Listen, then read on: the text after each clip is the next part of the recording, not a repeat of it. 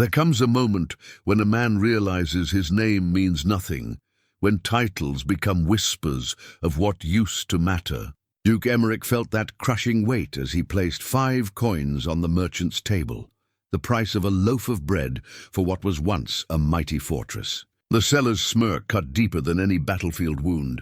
Emeric was purchasing his own humiliation with the last coins in his purse. When he arrived at the crumbling stronghold, he expected empty halls and bitter solitude. Instead, he found a massive brown bear standing in the courtyard. The beast showed no fear, no aggression, only a strange intelligence that seemed to see straight into his soul. The bear didn't attack. It simply watched, as if protecting something sacred within those ancient walls. What happened next would challenge everything Emeric believed about second chances and forgotten bonds. Could this encounter between a fallen noble and a mysterious guardian unlock a destiny neither of them expected? Before we jump back in, tell us where you're tuning in from, and if this story touches you, make sure you're subscribed, because tomorrow I've saved something extra special for you. The road to ruin, Emeric had learned, was paved with good intentions and poor judgment. 3 years ago, he had been Duke Emeric of Ravenshollow, commander of the Eastern Battalions, trusted advisor to the crown. His ancestral sword had gleamed at his side, its blade untarnished by defeat, its pommel bearing the griffin crest that had adorned his family's banner for 7 generations. Now that same sword hung heavy and dull at his hip, its leather wrapping cracked from neglect, a constant reminder of everything he had lost. The betrayal at Thornfield Bridge still haunted his dreams. He had trusted Lord Aldrich with the battle plans, shared every detail of their strategy over wine and what he thought was friendship. When dawn broke and the enemy knew exactly where to strike, when his men fell into perfectly laid traps, Emeric understood the depth of the deception. But understanding came too late. 300 good men died that morning, and with them died his reputation, his honor, and his future. The king's court had been swift in their judgment. Not execution, that would have been a mercy, but exile from all lands under the crown's protection. His estates were seized, his titles stripped, his name struck from the rolls of nobility. The 5 gold coins in his purse were all that remained of a fortune that had once bought armies and influenced kingdoms. For 2 years, he had wandered the borderlands, taking whatever work his sword could earn him. Caravan guard, mercenary, sometimes just a strong back for hire. Each job brought him a little farther from the civilized world, a little deeper into the wild places where names and titles meant nothing. The farther he traveled, the more he began to appreciate the honest simplicity of survival. The merchant who sold him the castle had barely looked up from his ledger when Emeric approached. "Castle Greymore," the man had said, his voice thick with the accent of the northern reaches. "Been empty for decades. Some say it's cursed, others say it's just old. 5 coins, and you can have the deed. Though I can't imagine why anyone would want it. 5 coins for a castle." The irony wasn't lost on him. His father had once spent 500 gold pieces on a single horse. Now Emeric was buying his future with the price of a peasant's weekly wages. The journey to Greymore had taken him 3 days through increasingly wild country. The road, such as it was, disappeared entirely on the 2nd day, leaving only game trails and his own sense of direction to guide him. Ancient forests pressed close on either side, their branches forming a canopy so thick that noon felt like twilight. These were the old woods, the kind that appeared on maps with warnings scribbled in the margins. On the 3rd morning he caught his first glimpse of the castle through the trees. It perched on a rocky outcrop, like a stone giant surveying his domain, its towers reaching toward grey clouds that seemed perpetually gathered overhead. The sight should have filled him with despair. The obvious decay, the missing stones, the ivy that claimed whole sections of wall. Instead, he felt something unexpected, hope. This place was his now. Broken, abandoned, and forgotten, perhaps, but his nonetheless. For the first time in 3 years, he owned something again, even if that something was a ruin in the middle of nowhere. The path to the castle gates wound through what had once been formal gardens. Nature had reclaimed them with enthusiastic abandon. Roses grown wild tangled with brambles, their thorns catching at his travel-worn cloak. Stone benches sat half-buried under years of fallen leaves, and a fountain that had once been the centerpiece of noble gatherings now served as a watering hole for forest creatures. The massive wooden gates hung askew on rusted hinges. One partially collapsed and resting against its twin. Emeric had to squeeze through the gap sideways, his pack scraping against the weathered wood. Inside, the courtyard opened before him like a scene from a forgotten dream. Weeds pushed up between the flagstones, and several small trees had taken root in the corners where debris had accumulated over the years. But it was the keep itself that truly captured his attention. Despite the obvious neglect, the basic structure remained sound. The walls were thick granite, built to withstand siege engines and the passage of time. The great hall's windows, though dark, still held their glass. This wasn't just a ruin, it was a sleeping giant waiting for someone to wake it. Emeric had spent his first night in what had clearly been the main hall, wrapped in his traveling cloak before a small fire he'd built in the massive hearth. The smoke drew properly up the chimney, another good sign. As he settled into sleep, listening to the wind whistle through the gaps in the stones, he allowed himself to imagine what this place might have been like in its prime. Grand feasts, visiting dignitaries, the laughter of children playing in the courtyard. Perhaps with time and work it could know such life again. He had been wrong about the solitude, though. He wasn't alone here, and the castle's other occupant had made that abundantly clear when morning came. Dawn brought mist that clung to the castle walls like ghostly fingers, and with it came the sound that changed everything, a low, rumbling growl that seemed to emanate from the very stones themselves. Emeric woke with his hand already reaching for his sword, soldier's instincts overriding the fog of sleep. The sound came again, closer this time, followed by the unmistakable pad of heavy paws on stone. He rose slowly, careful not to make any sudden movements, and peered through one of the hall's tall windows. There, in the center of the courtyard where he had walked just hours before, stood the largest bear he had ever seen. The creature was massive, easily 8 feet tall when it rose on its hind legs as he watched, its dark brown fur catching the early morning light. But what struck him most wasn't the bear's size. It was the way it moved with deliberate purpose, as if it belonged here more than he did. The bear dropped back to all fours and began what could only be described as a patrol. It moved methodically around the courtyard's perimeter, pausing at certain spots to sniff the air or examine the ground. At one point, it stopped directly where Emeric had entered through the broken gates, studying the area with an intelligence that sent a chill down his spine. This wasn't random animal behavior. The bear was investigating his presence. Emeric spent the better part of an hour watching through the window, trying to understand what he was seeing. The bear showed no signs of leaving, but neither did it seem particularly agitated by his scent. It simply continued its patrol, occasionally pausing to examine something more closely, sometimes sitting back on its haunches as if deep in thought. When the bear finally disappeared around the corner of the keep, Emeric made his move. He needed to explore the castle properly, and he couldn't do that hiding in the Great Hall. More importantly, he needed to understand what else this place might be hiding. The merchant had mentioned rumors of curses, but Emeric had dismissed such talk as superstition. Now he wondered if there might be more truth to the stories than he'd assumed. His exploration led him beyond the main courtyard to what had clearly been the castle's outer grounds. Here the forest pressed closer, and the signs of deliberate design were subtler but still visible. Stone pathways, now mostly overgrown, led through what had once been carefully planned gardens. He followed one of these paths deeper into the woods, his curiosity overcoming his caution. It was the hum that stopped him first, a low, almost musical vibration that seemed to come from the earth itself. He looked around, confused, until he spotted the source.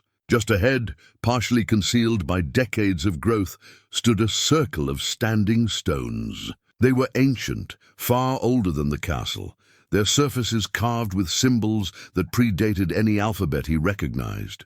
And they were humming. Emeric approached slowly, his hand resting on his sword hilt more from habit than any real belief that steel would help him hear.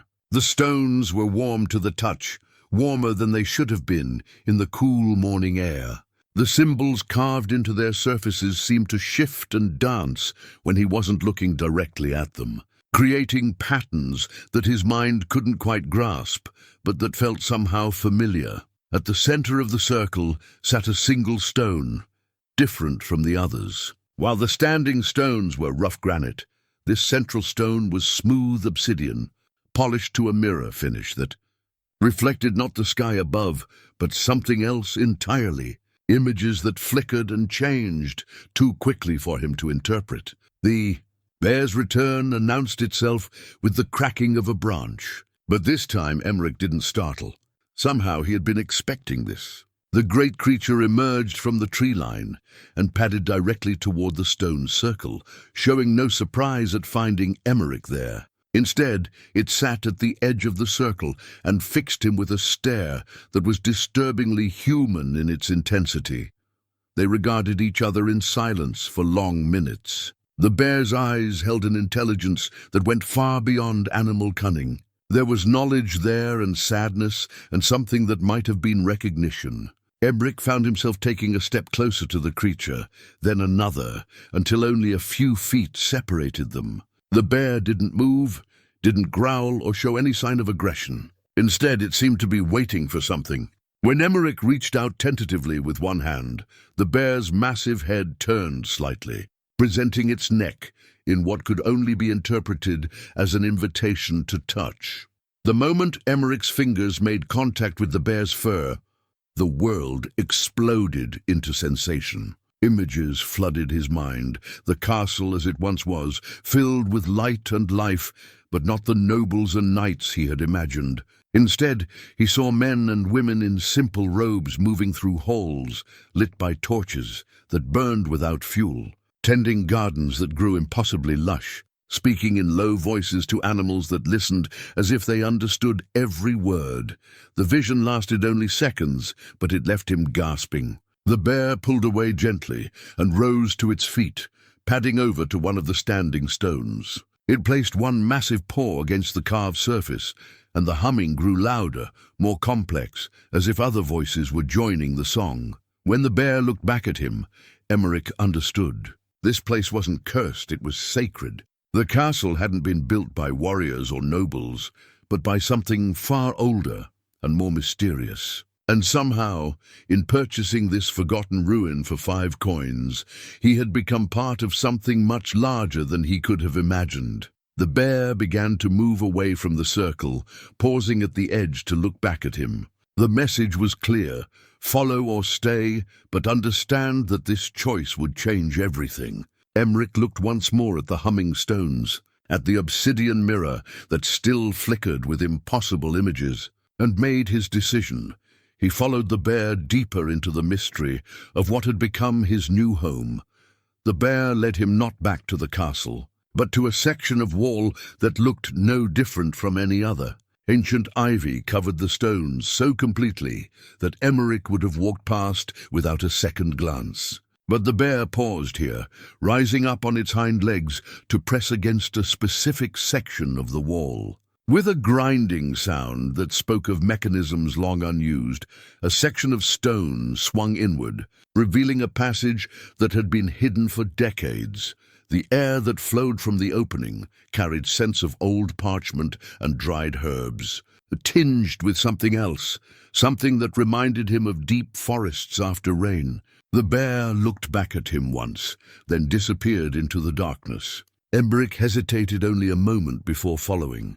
The passage sloped downward, lit by an impossible phosphorescent glow that emanated from the walls themselves. The stonework here was different from the castle above, older and more organic in its curves and flows. These weren't the straight lines and sharp angles of military architecture, but something that seemed to have grown rather than been built after what felt like 100 yards. The passage opened into a chamber that took Emeric's breath away. The ceiling arched high above, supported by pillars that appeared to be carved from single enormous trees, their surfaces still bearing the texture of bark. Along the walls, shelves stretched from floor to ceiling, filled with books, scrolls, and objects he couldn't immediately identify.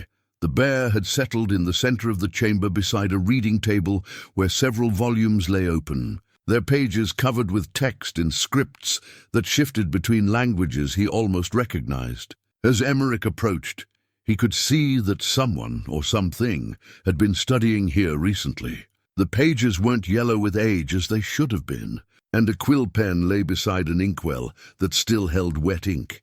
He picked up one of the books carefully, surprised by how supple the leather binding felt in his hands. The pages fell open to an illuminated manuscript depicting humans and animals working together in harmony, not the typical relationship of master and beast, but as equals engaged in some common purpose. The text was in a script that seemed to change as he watched, shifting from Latin to something older, something that predated the Roman conquest of these lands.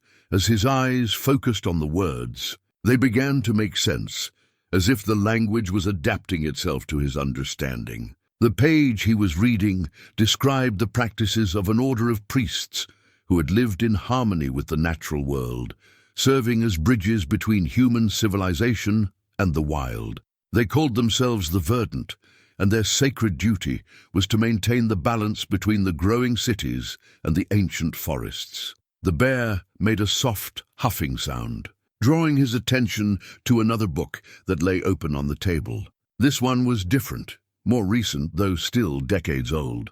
The handwriting was clearly human, written in the common tongue, though the words it contained were anything but common. "The 20th year of my guardianship draws to a close," he read aloud, his voice echoing strangely in the chamber. "The last of the old knowledge fades with each passing season, and I fear what will happen when I am gone.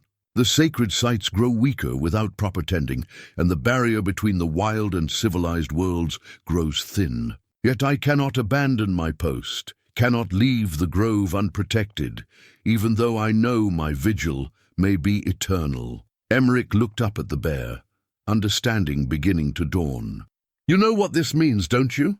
he asked, feeling only slightly foolish for speaking to an animal. "This was written by someone like you, someone who stayed to guard this place." The bear's response was to pad over to another section of the chamber, where scrolls were arranged on a reading stand. These were maps, Emeric realized as he followed, not of kingdoms or trade routes, but of something far more significant. They showed the locations of sacred groves, stone circles, and other sites of power scattered across the known world. Many were marked with symbols indicating they were lost, abandoned, or destroyed. But some, a precious few, still bore the mark of an active guardian.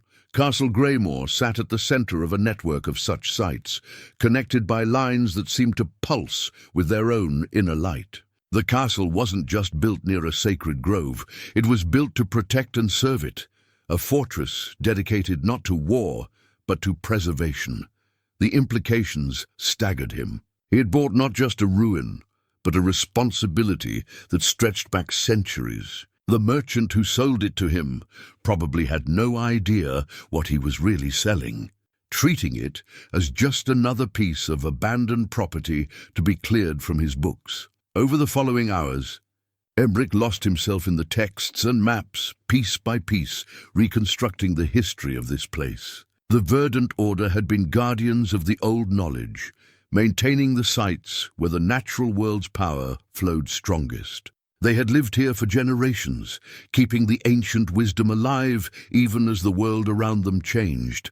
But something had happened. The texts grew vague about the details, speaking only of a great sundering that had scattered the order and left their sacred sites vulnerable. Most of the guardians had died or fled, abandoning their posts as civilization encroached, and the old ways were forgotten, all except one. The bear had remained motionless throughout his reading, but as the day wore on and shadows began to lengthen in the chamber, it rose and moved to a particular shelf. with surprising delicacy for such a massive creature. It pulled down a leather-bound journal and carried it to the reading table. This journal was different from the others, more personal, written in a careful hand that spoke of long practice. As Emeric opened it, he realized he was reading the private thoughts of the last guardian, the one who had chosen to stay when all others had fled. "I feel the change beginning," the entry began. "Brother Marcus always said it would come to this, if we stayed too long in our forms, if we merged too deeply with the wild places we protect. The others fear what I'm becoming, but I see it differently. Perhaps this is not a curse but a gift, to become one with the forest I've sworn to guard, to remain here always, watching over the sacred grove until another can take my place." Emeric's hands trembled as he turned the pages, following the Guardian's transformation from human to something else, something that belonged more to the wild than to civilization. The final entry was brief. "The change is complete. I understand now why the old stories speak of transformation as both ending and beginning. I'm no longer what I was, but I am exactly what this place needs me to be. May whoever finds these words understand the choice I have made, and perhaps find the wisdom to make their own." The bear had been watching him read, and now it made a sound, low, almost mournful. Emeric looked into those intelligent eyes and saw the truth reflected there. The last guardian hadn't left detailed records of his transformation by accident. He had known that someday someone would need to understand what had happened here, and what might need to happen again.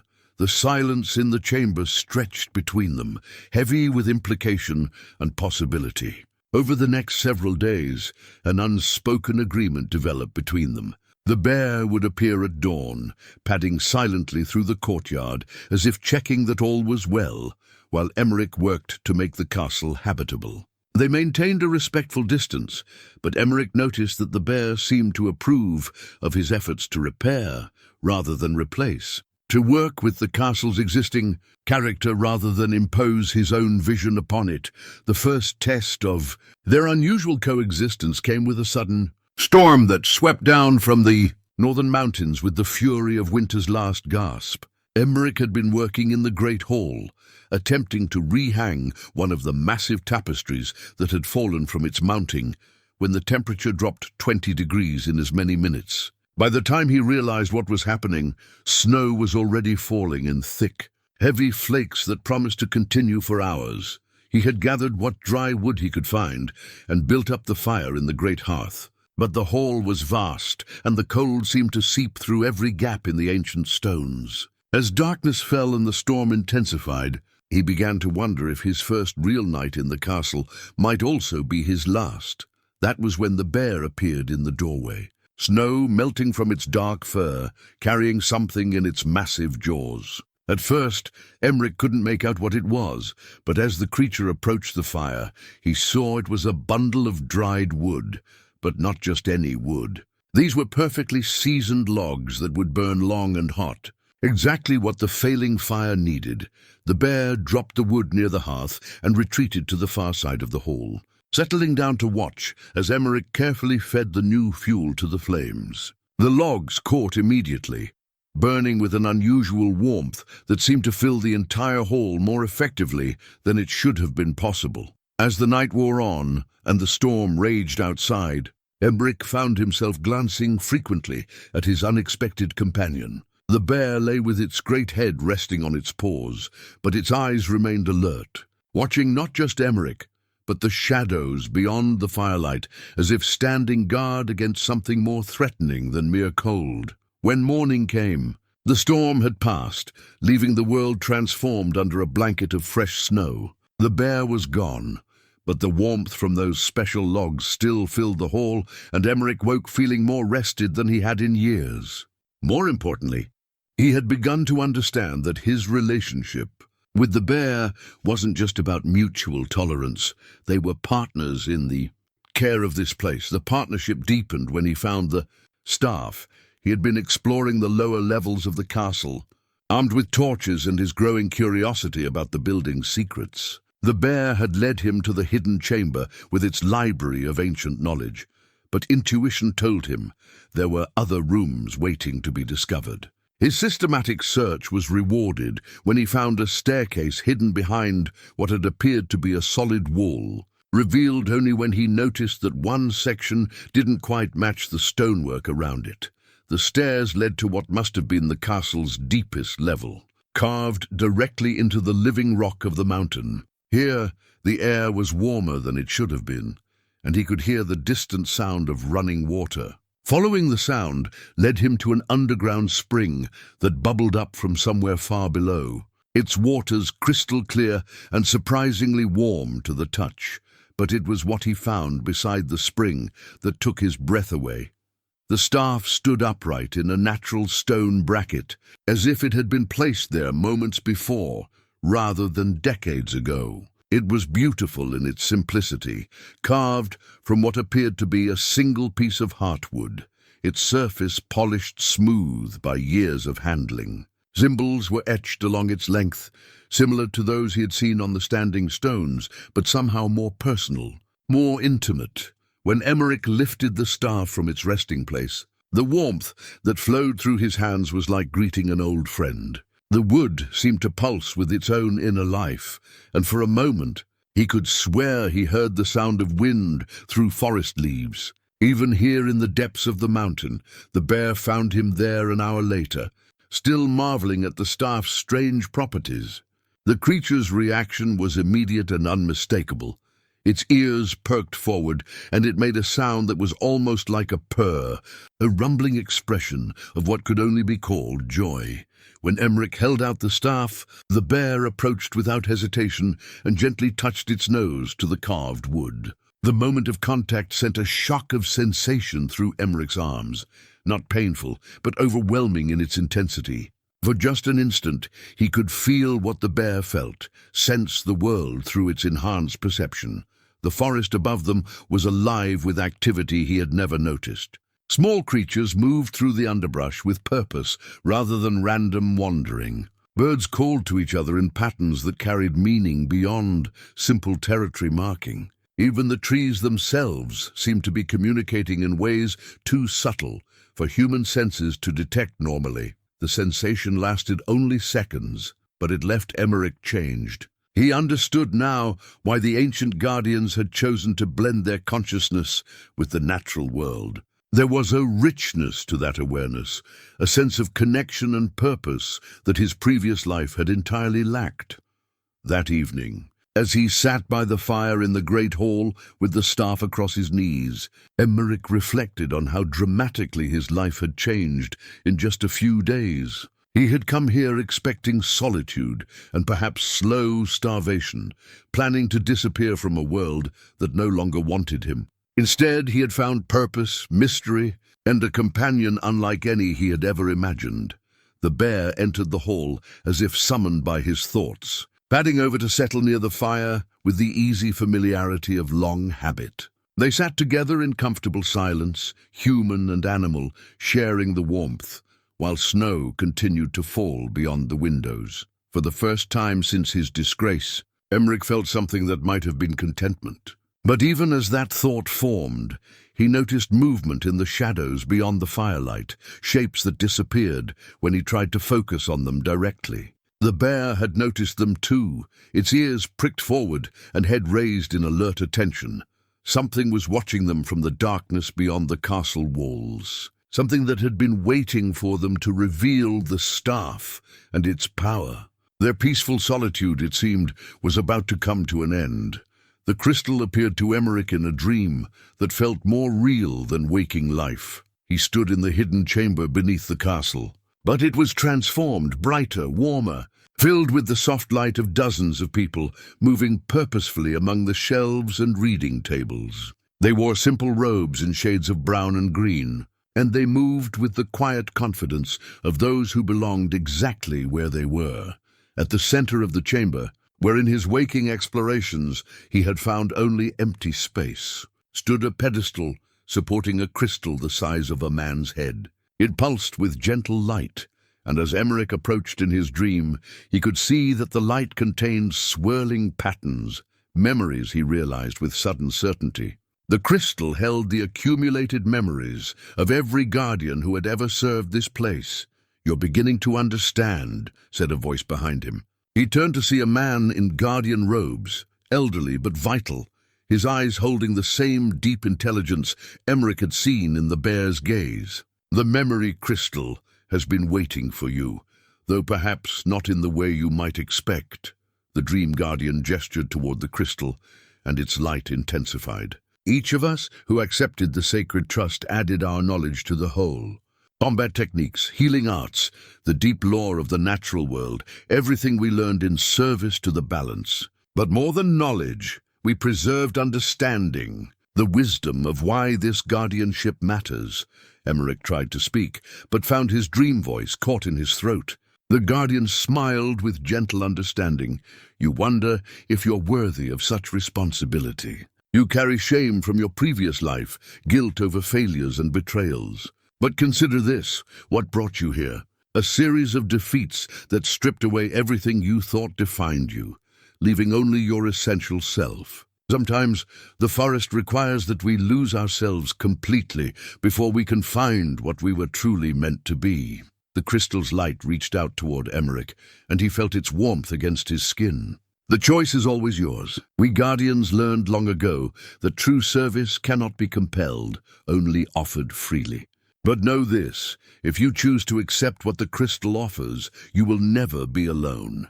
The wisdom of generations will guide you, and the strength of those who came before will support you." Emeric woke with the dream still vivid in his mind, and the absolute certainty that he would find the crystal exactly where he had seen it. But first, he needed to understand more about what acceptance would truly mean. The bear was waiting for him in the courtyard, and something in its bearing suggested it knew what had happened during the night. Without ceremony, it led him back to the hidden chamber. But this time, it didn't stop at the library. Instead, it guided him to a section of wall that looked identical to all the others, until the bear pressed against it in a specific pattern. Another hidden door opened, revealing a passage that sloped upward rather than down. This path led to a chamber directly beneath the castle's highest tower. And there, exactly as his dream had promised, stood the memory crystal on its ancient pedestal.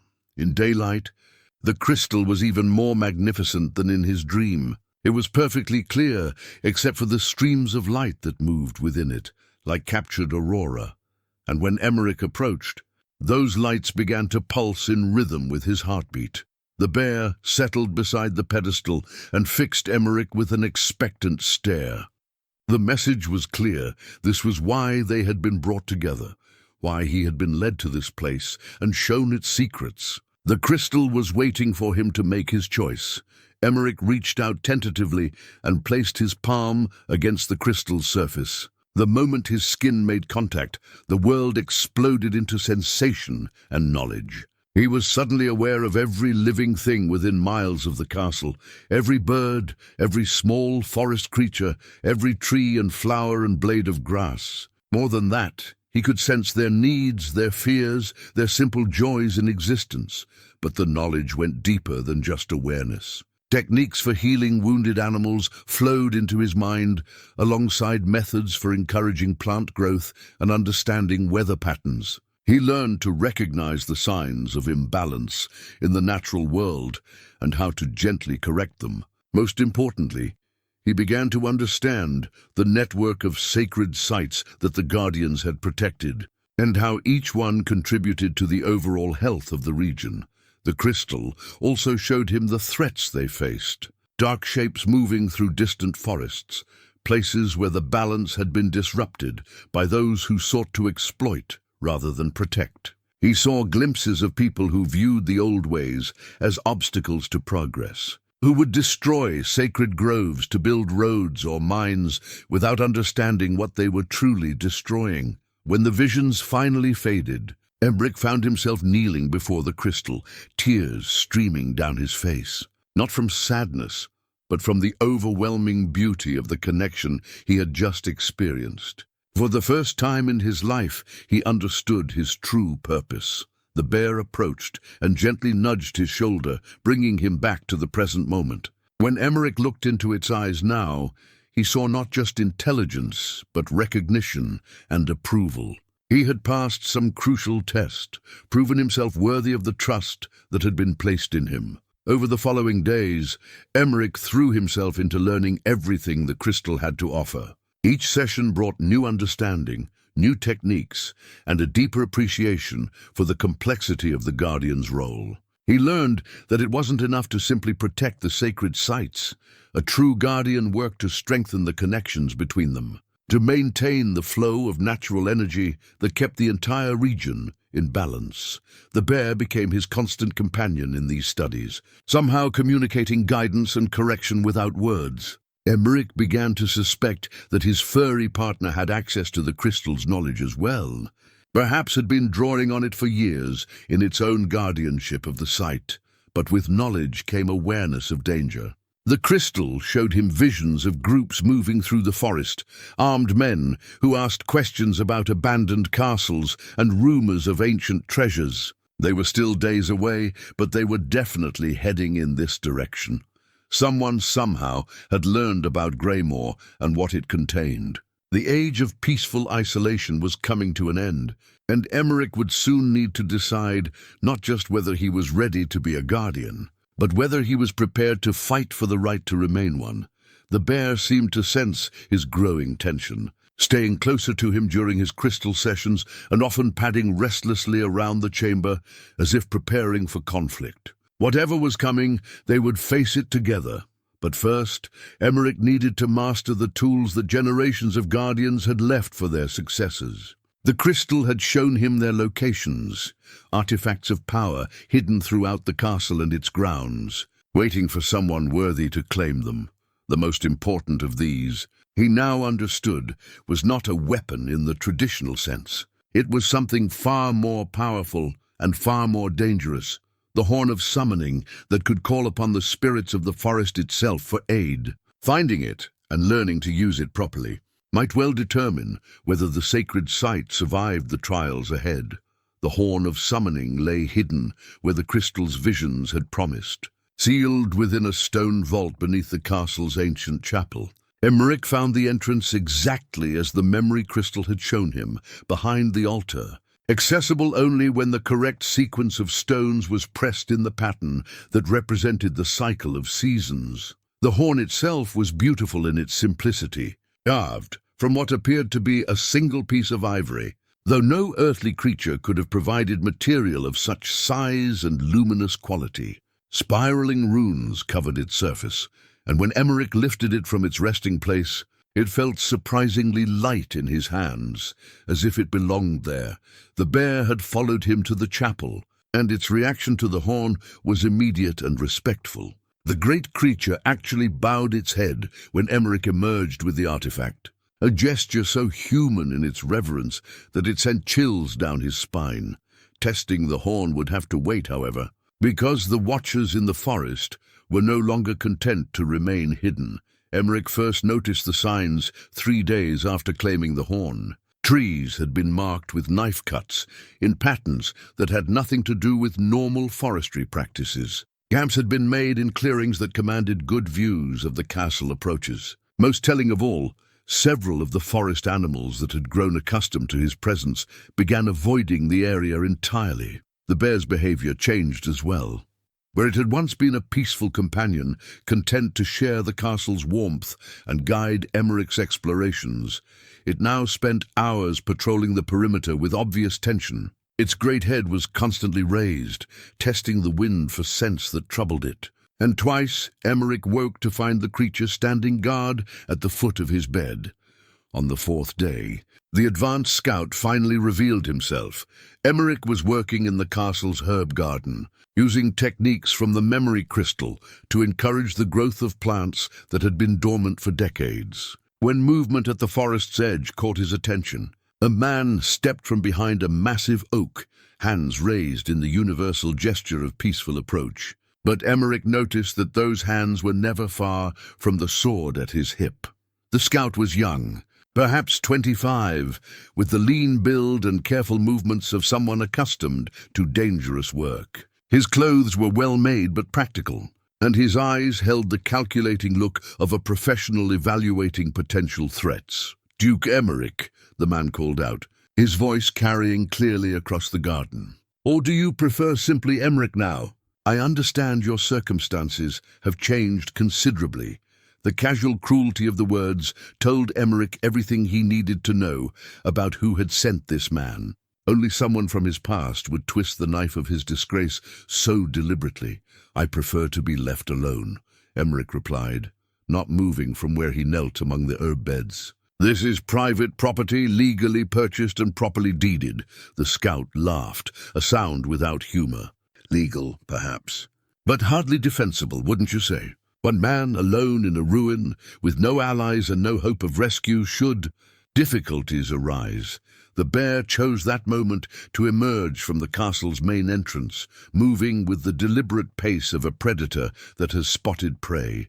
The scout's confident demeanor cracked slightly as 8 feet of muscle and claw padded into view, but he held his ground. "Impressive," the scout said, though his voice had lost some of its casual arrogance. "I was told there might be wildlife to consider, though I have to say, keeping a pet bear seems excessive even for someone in your reduced circumstances." Emeric rose slowly, brushing dirt from his hands. The staff lay within easy reach, and he could feel the horn's power calling to him from where it rested in the castle. More importantly, he could sense the bear's readiness to act on his behalf. "What do you want?" he asked directly. "Lord Aldrich wishes to speak with you," the scout replied, and Emeric's blood ran cold. "He has a proposition that might interest a man in your position. Something about mutual forgiveness and the possibility of redemption." Aldrich, the name hit Emeric like a physical blow. The man who had orchestrated his downfall, who had used their friendship to gain access to military secrets and then betrayed everything Emeric held dear. The architect of the disaster at Thornfield Bridge was here, in these peaceful forests, bringing his corruption to the one place Emeric had found peace. "Tell Lord Aldrich," Emeric said carefully, "that he and I have nothing to discuss. He made his choice at Thornfield Bridge, and I've made mine here." The scout nodded, as if he had expected this response. "I thought you might say that. But consider this, Lord Aldrich didn't come alone. He has 20 men with him, all veterans, all well-armed. He also has other resources that might be particularly effective against someone who's developed a fondness for woodland creatures." The threat was clear, and Emeric felt the bear's tension spike beside him. The great creature was reading the menace in the scout's voice, even if it couldn't understand the specific words. "You have until tomorrow at sunset to reconsider," the scout continued. "After that, Lord Aldrich will assume you're being unreasonable, and he'll take steps to acquire this property through other means. I'm sure you understand what that would mean for any wildlife that might get in the way." With that, the man melted back into the forest as quickly as he had appeared, leaving Emeric alone with his racing thoughts and his increasingly agitated companion. 20 men. Aldrich clearly believed that overwhelming force would be enough to take whatever he wanted from this place. But what did he want? The castle itself was worthless by any normal measure. Emeric had bought it for 5 coins, after all, which meant Aldrich had learned something about the site's true significance that evening. As Emeric sat in the great hall, with the memory crystal's knowledge fresh in his mind, he began to understand the scope of the threat they faced. Aldrich wasn't just after revenge or simple conquest. Someone had told him about the Guardian sites, about the power they contained. If Aldrich gained control of Greymoor, he would have access to knowledge and abilities that could devastate the natural balance of the entire region. The bear settled beside his chair, and for the first time since their partnership began, Emeric placed his hand on the creature's great head in a gesture of mutual comfort. Tomorrow would bring a test that would determine not just their fate, but the fate of everything the Guardians had worked to protect. As if sensing his thoughts, the bear made a sound, low, rumbling, and somehow reassuring. Whatever came next, they would face it together, human and animal united in defense of something far greater than themselves. Emeric spent the night studying everything the memory crystal could teach him about the horn's power, and the rituals that would be needed to call upon the forest's aid. By dawn, he was as ready as he could be for the confrontation that would decide everything. The mirror found him rather than the other way. Emeric had spent the morning preparing for the inevitable confrontation with Aldrich, gathering what weapons he could find and studying the castle's defensive positions. But as afternoon shadows began to lengthen and the deadline approached, the bear had grown increasingly restless, padding back and forth in the great hall with obvious agitation.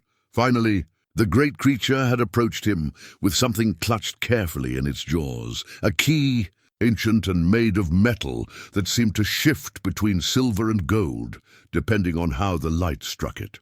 The bear dropped the key at Emeric's feet and then stood staring at him with an intensity that demanded attention. The key led him to a door he had never noticed before, concealed behind a tapestry in the castle's uppermost tower. Beyond the door lay a circular chamber with walls of polished stone, and at its center stood what could only be described as a mirror. Though it reflected far more than simple images, the glass, if it was glass, showed not Emeric's physical appearance, but something deeper. As he approached, he could see layers of meaning in the reflection, his past failures and shames, his growing connection to this place and its purpose, and beneath it all, a potential future that both thrilled and terrified him. But it was what the mirror showed him about the bear that changed everything. As the great creature padded into the chamber behind him, its reflection began to shimmer and change. The bear's form became translucent, and beneath the familiar shape of claw and fur, Emeric could see another figure, a man in guardian robes, elderly but strong, with eyes that held decades of wisdom and sorrow. "Brother Marcus," Emeric whispered, the name coming to him from the memory crystal's store of knowledge. The last guardian of Greymore, the one whose journal he had read in the hidden library. The man who had chosen transformation rather than abandonment of his sacred duty. The reflection in the mirror showed the truth of what had happened 40 years ago, when the great sundering scattered the Guardian Order and most of the sacred sites were abandoned. Marcus had faced an impossible choice. Leave Greymore unprotected and allow its power to fade, or find another way to maintain his vigil. The transformation had been gradual, accomplished through deep meditation and the use of artifacts that bridged the gap between human consciousness and animal instinct. Marcus had willingly given up his human form to become something that could survive in the wild, that could guard the sacred site without appearing threatening to the changing world around it. But transformation came with a price. While his intelligence remained, his ability to communicate in human language had faded. He could no longer access the written knowledge in the library, or perform the complex rituals that maintained the site's connection to the broader network of guardian outposts. He could only watch and wait, and hope that someday another guardian would come to take up the burden he could no longer fully bear. Emeric stared at the bear, at Marcus, with new understanding. "You've been alone here for 40 years, he said softly, guarding this place, waiting for someone to help you. The bear made a sound that was almost human in its grief and relief. In the mirror, Emeric could see the truth of those decades, the loneliness, the slow fading of hope, the determination that never wavered, even as the world forgot that places like Greymore existed. But there was more. The mirror showed him another truth, one that explained why Marcus had been so willing to trust him, so eager to share the site's secrets. The transformation that had given Marcus his bear form had also gifted him with enhanced perception. He could sense the spiritual potential in others, could recognize someone capable of accepting the Guardian's burden. Marcus had known from their first meeting that Emeric was meant to be here. The disgrace that had driven him from civilized society, the shame that had stripped away his previous identity, had also cleared away the obstacles that might have prevented him from accepting his true calling. "You chose me," Emeric realized. "Before I even knew this place existed, You were guiding events to bring me here. The mirror's reflection showed him glimpses of the past few months. Marcus watching from the forest as Emeric wandered the borderlands, subtly influencing the merchant who sold the castle, ensuring that the price was low enough and the circumstances right to draw Emeric to Greymore. It was manipulation, but manipulation born of desperate hope rather than malice. Marcus had spent 4 decades searching for someone worthy of the Guardian's trust, and when he finally found that person, he had done whatever was necessary to bring him home. The sound of horses approaching echoed from the courtyard below, breaking the spell of revelation. Aldrich had arrived, and the time for understanding the past had ended. Now they faced a future that would test everything Emeric had learned about himself and his new purpose. Marcus Emeric found he could no longer think of his companion simply as the bear padded to the chamber's single window and looked down at the armed men gathering below. When he turned back to Emeric, his expression held a question that needed no words. Are you ready to be what this place needs you to be? Emeric looked once more into the mirror, seeing not his reflection, but his potential. The guardian he could become if he found the courage to fully accept the transformation that had already begun within him. The memory crystal had given him knowledge, the staff had connected him to the natural world, and the horn offered him power. But it was Marcus's sacrifice, his 40 years of lonely vigil, that showed him what true guardianship meant. I'm ready, he said aloud, as much to himself as to Marcus. Let's show Lord Aldrich what he's really dealing with. Marcus's response was a sound that was part growl, part laugh, and entirely approving. Together, Guardian and Guardian in training descended to face the test that would determine not just their fate, but the future of everything they had sworn to protect.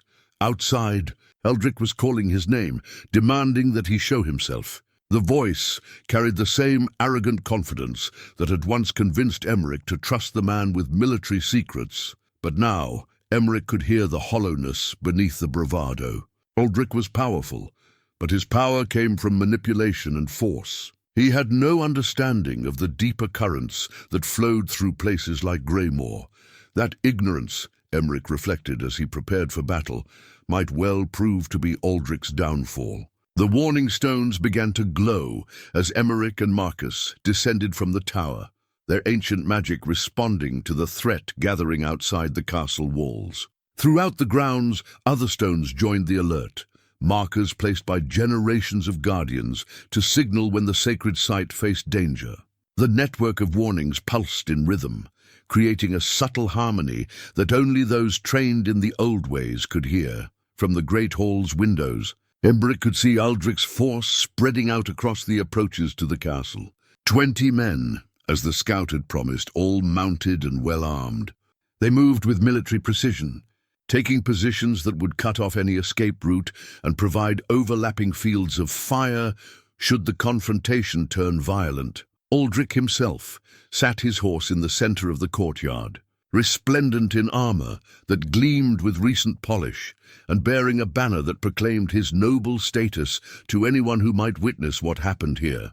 He had grown fatter in the years since Thornfield Bridge, his face rounder and softer, but his eyes held the same calculating intelligence that had once made him a valued advisor. "Emeric!" Aldrich called out, his voice carrying easily across the courtyard. "Enough of this foolishness. Come out so we can discuss this, like civilized men."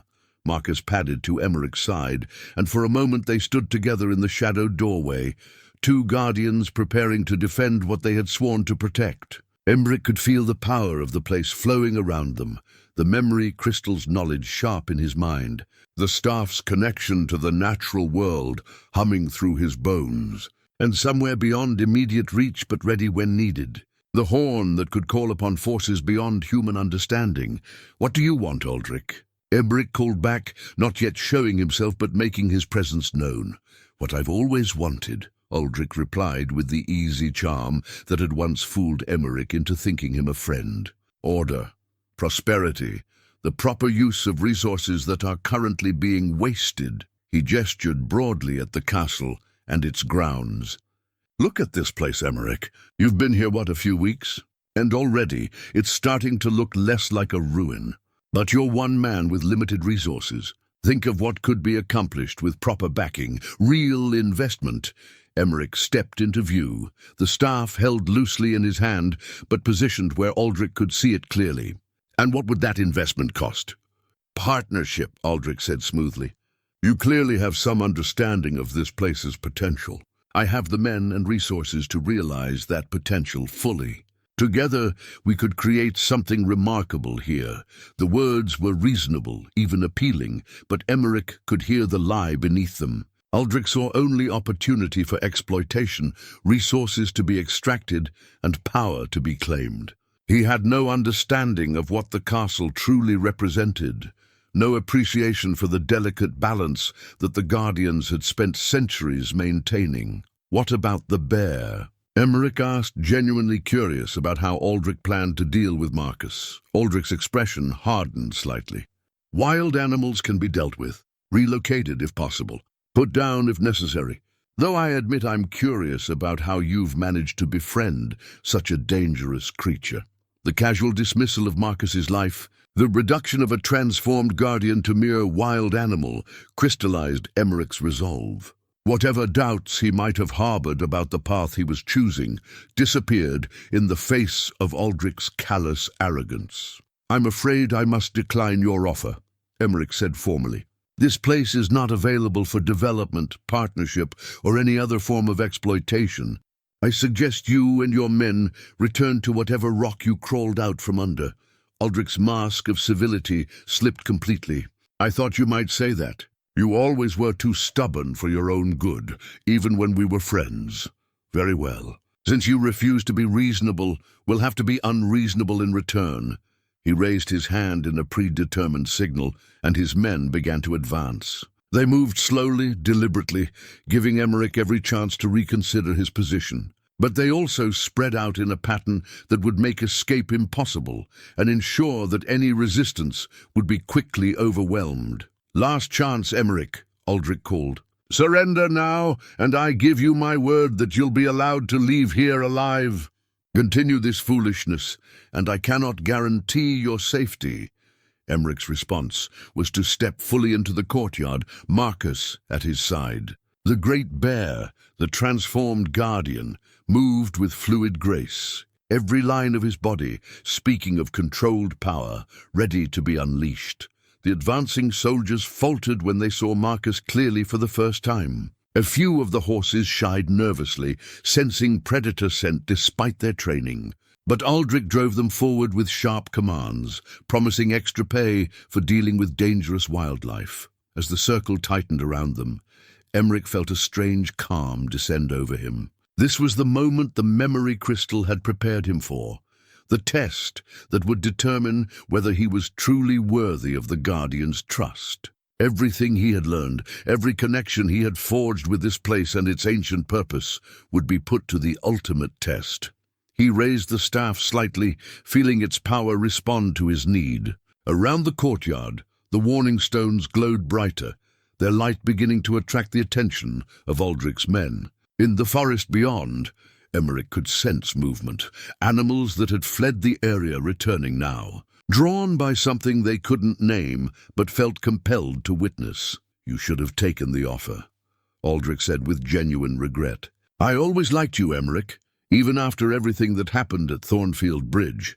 But some lessons can only be learned the hard way. The signal, when it came, was subtle, a slight nod from Aldrich to his lieutenant. But Marcus caught it immediately, his enhanced senses reading the change in tension, the shift from negotiation to violence. His warning growl rumbled across the courtyard like distant thunder. Emeric felt time slow as the soldiers spurred their horses forward. 20 trained men against 2 guardians, one experienced but trapped in an animal's body, one newly awakened to powers he barely understood. The odds would have been hopeless in any conventional sense, but Castle Greymore was not a conventional place, and the guardians who served it had never relied on conventional methods. As the first arrows flew toward them, Emeric raised the horn of summoning to his lips and called upon powers that had slept in these forests for 40 years. The sound that emerged was nothing like any horn he had ever heard, deeper than thunder, wilder than storm wind, carrying harmonics that spoke directly to the hearts of every living thing within miles. It was a call to arms, a plea for aid, and a promise of justice, all woven together in a voice that predated human speech. And from the depths of the ancient forest, the answer came. The Unity Crown materialized from the memory crystal's deepest vaults when Emeric's need was greatest. As the horn's call echoed across the forest and Aldrich's men charged toward them with weapons drawn, the ancient circlet appeared in a burst of silver light. Floating just within reach, as if summoned by destiny itself, Emeric grasped the crown without hesitation, placing it on his head as arrows whistled past his ears. The moment the metal touched his brow, the world exploded into sensation beyond anything the staff or crystal had prepared him for. His consciousness expanded, flowing outward to merge with Marcus's ancient wisdom and enhanced senses. Through the bear's eyes, he could see the heat signatures of every approaching soldier, track the trajectory of every arrow, feel the nervous energy of horses pushed beyond their comfort by the supernatural sounds echoing through the forest. Through Marcus's enhanced hearing, he caught the whispered commands being passed between Aldrich's men. Their growing uncertainty as they faced something they didn't understand, but the crown's power went beyond simple sensory enhancement. For the first time in 40 years, Marcus could speak through their shared consciousness, his voice clear and strong in Emeric's mind. "Welcome, young guardian," Marcus said, his mental voice carrying decades of accumulated wisdom. "Now let me show you what we can accomplish together." Their joined awareness reached out beyond the castle walls, touching the ancient network of connected sites that stretched across the region. Each guardian outpost, whether active or abandoned, responded to their call. Power flowed along invisible lines of connection, gathering strength as it traveled toward Greymore. The first wave of attackers reached them just as this mystical reinforcement arrived. A mounted soldier lunged forward with his sword raised, confident that two opponents, however unusual, could not stand against armed and armored cavalry. He was wrong. Moving with Marcus's preternatural reflexes and Emeric's tactical understanding, they sidestepped the charge with fluid grace. The staff in Emeric's hands became a weapon of devastating efficiency, striking the horse's legs with precise force that sent both mount and rider tumbling to the ground. But the blow was controlled, calculated to disable rather than kill.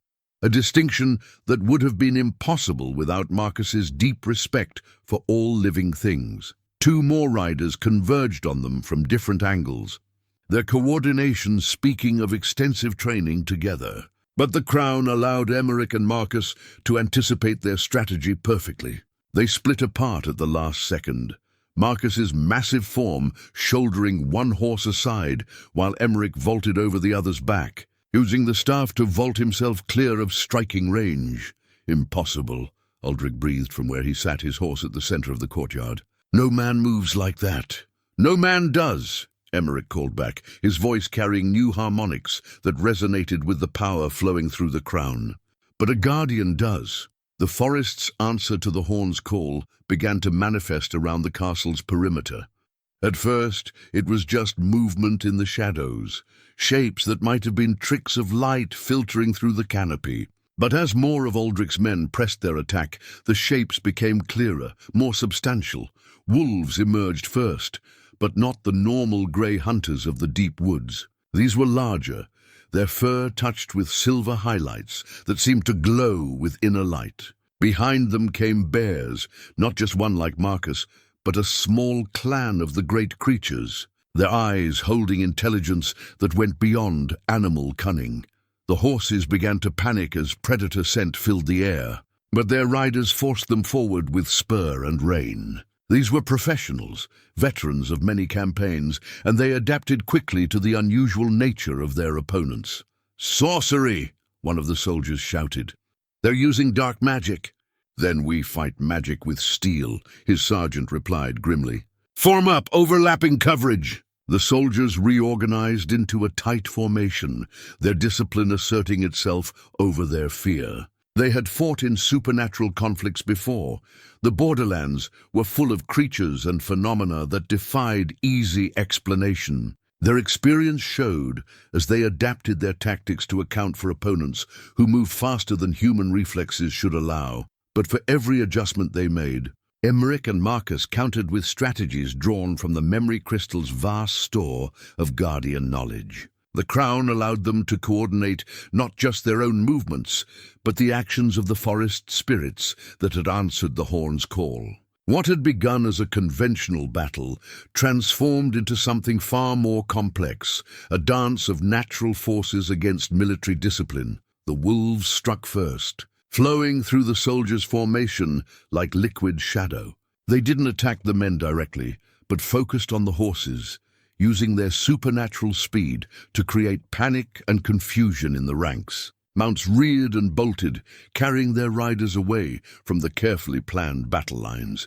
The bears followed, their massive forms serving as living shields for Emeric and Marcus as they pressed their counterattack. One particularly large bear, its fur marked with scars that spoke of many battles, placed itself between the guardians and a group of archers who had taken position on the courtyard's edge. Arrows thudded into the creature's thick hide, but it showed no sign of pain or distress.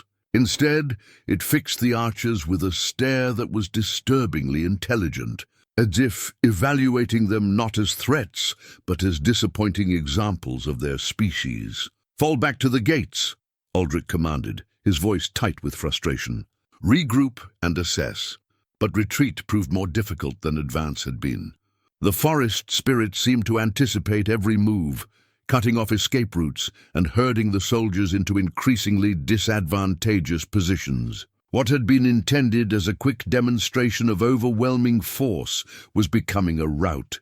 Through the crown's enhanced awareness, Emeric could feel Aldrich's growing desperation. The Lord had expected to face a disgraced nobleman hiding in a ruin, not a guardian backed by the power of the ancient forests. His careful plans were unraveling with each passing moment. "This isn't over," Aldrich shouted across the chaos of the retreating battle. "I know what you are now, and I know how to fight it." This was just the opening move.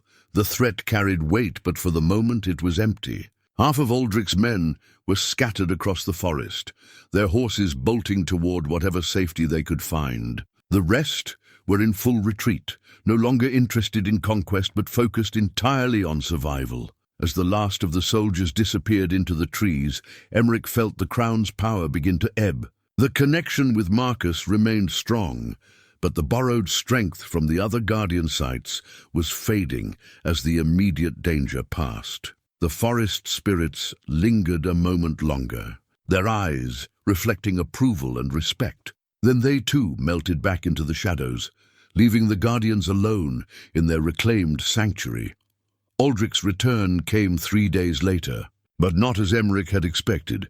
The Lord arrived alone, his armor discarded in favor of simple traveling clothes, his hands conspicuously empty of weapons. He approached the castle gates on foot, moving slowly and deliberately to demonstrate that he posed no immediate threat. But Emeric, still connected to Marcus through the Unity Crown's lingering influence, could sense the trap underlying this apparent surrender. "I come to parley," Aldrich called from beyond the broken gates. "Under the old laws of honorable conduct, surely even a guardian would respect such traditions." Marcus growled low in his throat, his enhanced senses detecting something that normal human perception would miss. Through their shared awareness, Emeric felt what the transformed guardian had noticed, the scent of alchemical preparations, substances that had no place in honest negotiation. "You may enter," Emeric replied, stepping into view with the staff held ready. "But know that any treachery will be met with the full force of this place's protection." Aldrich entered the courtyard with his hands spread wide, a rueful smile playing across his features. "I must admit you've surprised me again, old friend. I thought I understood what I was dealing with here, but clearly I underestimated both you and this place." "What do you want, Aldrich?" Emeric asked directly.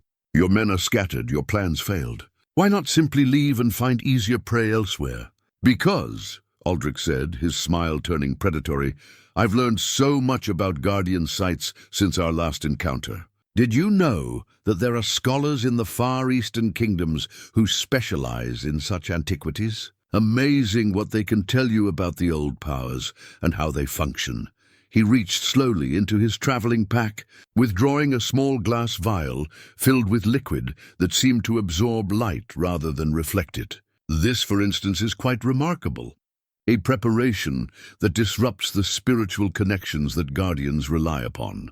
Break the bottle anywhere within a sacred site, and the place becomes just another ruin. Powerful magic reduced to interesting folklore. Marcus's growl deepened, and Emeric felt the bear's recognition of the substance. Through the memory crystal's knowledge, he understood what he was seeing, a corruption of alchemical principles that had once been used to heal spiritual damage, twisted into something designed to sever the connections between Guardian and Sight. You would destroy centuries of accumulated wisdom. For what? Emeric demanded. Gold? Political advantage? Revenge? For necessity, Aldrich replied seriously. The world is changing, Emeric. These old powers, these ancient sites, they're obstacles to progress. How can we build roads and cities where every tree might be sacred to some forgotten order? How can we expand civilization when the wilderness itself fights back? Perhaps, Emeric said quietly, the wilderness fights back because civilization has forgotten how to live in harmony with it. Aldrich laughed bitterly. Harmony? I've seen your harmony. 3 days ago, supernatural wolves drove my men through the forest like rabbits. That's not harmony, that's dominance disguised as nature worship. The accusation stung because it contained a grain of truth. The forest spirits had been terrifying in their supernatural power, and Emeric wondered if there might have been another way to resolve the conflict. But Marcus's presence in his mind provided perspective. The transformed Guardian had seen what happened when sacred sites were destroyed, had witnessed the slow decay that followed when the old balances were abandoned. The choice is simple, Aldrich continued, raising the vial. Surrender the site willingly, and I'll spare both you and your unusual companion. Force me to use this, and you'll watch everything you've come to protect wither and die. Emeric felt time slow as he considered his options. The staff in his hands hummed with power, but he wasn't certain it could neutralize the alchemical corruption Aldrich threatened to release. The horn could summon aid, but the forest spirits might not arrive in time to prevent the damage. And the Unity Crown, while it maintained his connection to Marcus, had not restored its full power since the previous battle. Through their shared consciousness, Marcus communicated a possibility that chilled Emeric to the bone. There was a way to stop Aldrich, but it would require the ultimate sacrifice from the transformed Guardian. Marcus could absorb the alchemical poison into himself, using his own spiritual essence to neutralize its effects. But doing so would burn away what remained of his connection to the human world, completing his transformation into something purely wild and probably killing him in the process. No, Emeric said aloud, responding to Marcus's unspoken offer. There has to be another way. I'm afraid there isn't, Aldrich said, misunderstanding Emeric's words as capitulation. But don't despair. The scholars I consulted assure me that the transformation will be quick. The site will simply fade. No dramatic destruction, no suffering. Just a gentle slide into ordinary mundanity. That was when Emeric noticed what Aldrich had missed, the sacrifice stone, ancient beyond measure, that lay partially concealed beneath decades of accumulated debris near the courtyard center. The memory crystal had shown him its purpose, a focus point where Guardians could channel their life force directly into the protection of their sacred sites. Marcus saw his realization and began moving toward the stone before Emeric could stop him. The great bear padded across the courtyard with deliberate purpose, positioning himself directly over the ancient altar. What is that creature doing? Aldrich demanded, suddenly nervous. What Guardians have always done, Emeric replied, understanding flooding through him. Protecting what they love. Marcus placed his massive paws on the sacrifice stone, and immediately the air around him began to shimmer with released energy. The transformation that had sustained him for 40 years reversed itself in moments. But instead of returning him to human form, it channeled his accumulated spiritual essence directly into the stone, and threw it into the castle's defensive matrix. Light erupted from every standing stone, every carved symbol, every connection point in the Guardian network. The castle blazed with power that had been building for 4 decades, waiting for the moment when it would be needed most. Aldrich threw the vial with desperate fury, but the glass shattered harmlessly against a barrier of pure force that surrounded the entire courtyard. The corruption within tried to spread, tried to find purchase in the spiritual connections that held the site together. But Marcus's sacrifice had charged those connections beyond anything the alchemical poison could overcome. The light faded slowly, leaving behind a courtyard transformed. Where Marcus had stood, only the sacrifice stone remained, but it now glowed with gentle warmth that spoke of a guardian's duty fulfilled. The bear was gone, but his essence had become part of the place he had protected for so long. Aldrich staggered backward, his face pale with shock and growing fear. "Impossible," he whispered. "The scholars said—" "The scholars," Emeric said with quiet authority, "never understood what they were dealing with. They studied power, but they never learned about love. The Lord turned and fled then, running from a battle he could never have won, because he had never understood what he was truly fighting. Emeric let him go, knowing that word of this failure would spread, and that other would-be exploiters would think twice before threatening Guardian sites. As silence settled over the courtyard, Emeric knelt beside the sacrifice stone and placed his hand on its warm surface. He could feel Marcus's presence there, not gone, but transformed once again, from human to bear to something that was part of the living landscape itself. "Thank you," he whispered, and for just a moment he could swear he felt the ghost of a massive paw gently touching his shoulder in return. The seasons turned, and Castle Greymore flourished under Emeric's guardianship in ways that had not been seen for generations. Spring brought renewed growth to the ancient gardens, with plants that had lain dormant for decades suddenly bursting into vigorous life. The herb gardens produced medicines, whose potency amazed the few travelers who found their way to the remote castle. While the fruit trees bore harvests so abundant that Emeric found himself preserving food for the forest creatures that had become his regular companions. Summer saw the arrival of the first new Guardian candidates in 40 years, young men and women. Drawn by dreams they didn't fully understand, guided by instincts they couldn't explain to seek out the castle and its mysteries. Not all were suitable for the calling, but those who proved worthy found in Emeric a teacher who combined Marcus's ancient wisdom with hard-won understanding of what it meant to sacrifice everything for a greater purpose.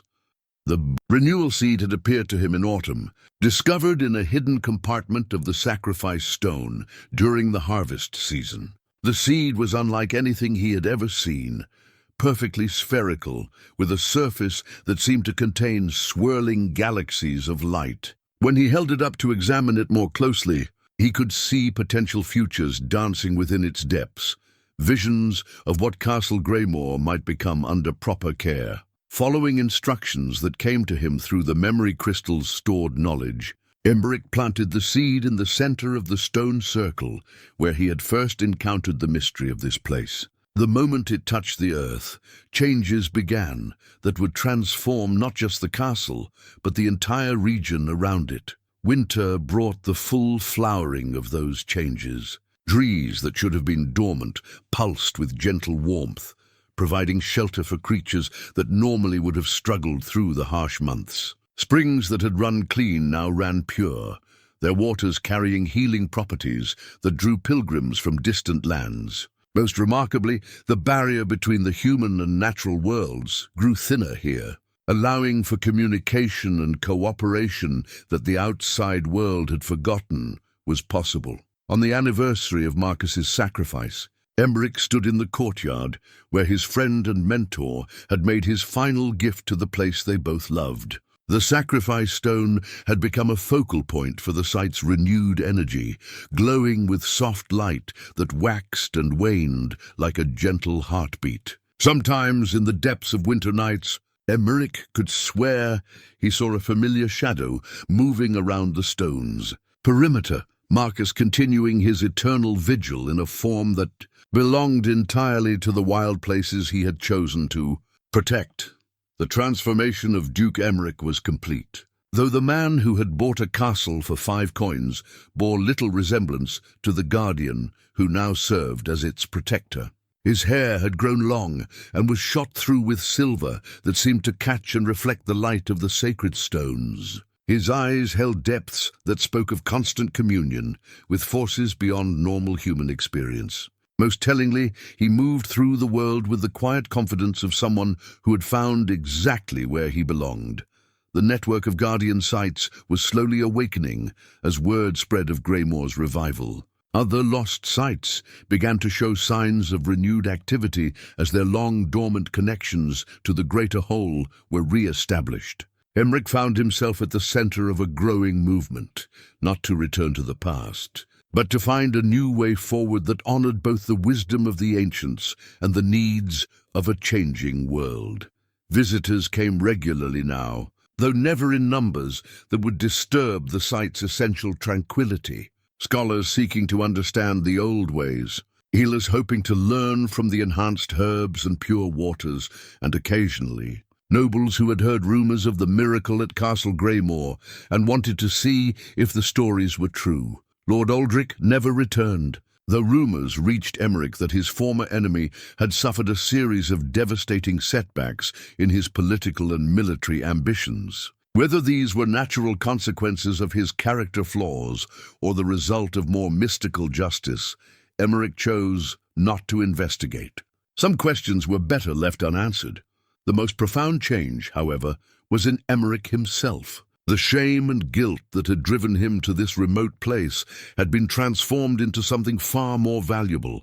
Wisdom born of failure, strength forged through loss, and purpose discovered through surrender. He had learned that sometimes the greatest victories came not from conquest but from acceptance, and that the most important battles were fought not against external enemies, but against the limitations of one's own understanding.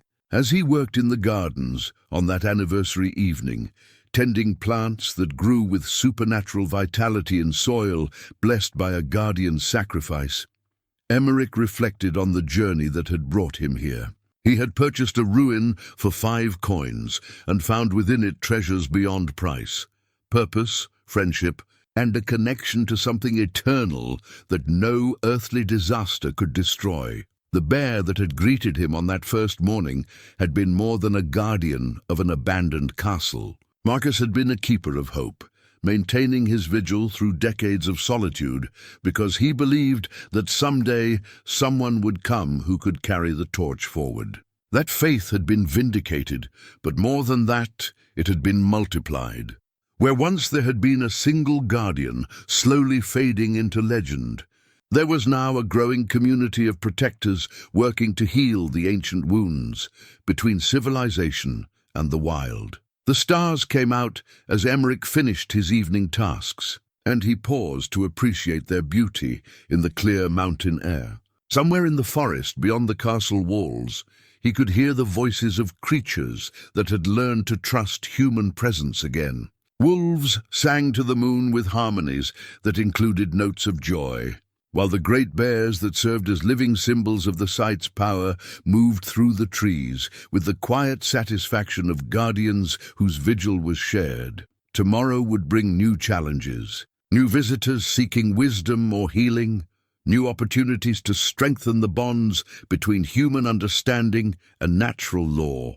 But tonight, as he had every night since Marcus's sacrifice, Emeric stood beside the sacrifice stone and offered his gratitude to the friend who had shown him the true meaning of guardianship. "Sleep well, old friend," he murmured to the glowing stone. "The watch continues, and your sacrifice was not in vain." The light within the stone pulsed once, warmly, as if in acknowledgement. Then Castle Greymore settled into peaceful sleep, protected by guardians both living and eternal, its ancient purpose renewed for generations yet to come.